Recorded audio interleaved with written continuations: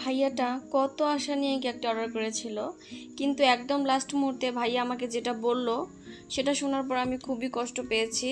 আপুটা নাকি তার সাথে চিট করেছে, তাই তিনি আমাকে বলল যে কেকের সম্পূর্ণ টাকাটাই রেখে দিতে, তার কেক লাগবে না। কেকের সাথে উনি ফ্লাওয়ার বুকেট সহ অনেক কিছু অর্ডার করেছিলেন, কেকটাই হয়ে গিয়েছিল। আর উনি বলেছিল যে সম্পূর্ণ টাকাটাই রেখে দিতে, কিন্তু এভাবে তো টাকা রাখা যায় না। তো আমি বললাম যে বাচ্চাদেরকে খাওয়াই দেই, উনিও রাজি হলেন। আর বাকি টাকাটা আমি ওনাকে ফেরত দিয়ে দেই। তাই আমি কেকটা নিয়ে গিয়েছিলাম আমার বাসার কাছেই। এখানে নিম্নবিত্ত ফ্যামিলির বাচ্চা কাচ্চারা খেলাধুলা করে। কেক কাটার সময়কার সাউন্ডটা একবার শুনেন। ওরা অনেক খুশি হয়েছিল।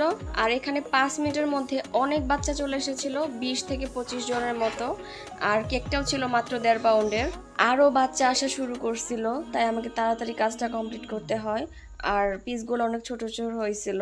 আর আমার হাজব্যান্ড এই টাইপের ভিডিও করা পছন্দ করে না, তাই ভিডিওটা মনের মতো করে করতে পারিনি। কেক দেওয়ার পর আমরা একটু ঘুরেও আসলাম। আজকের মতো এই পর্যন্তই। আল্লাহ হাফেজ।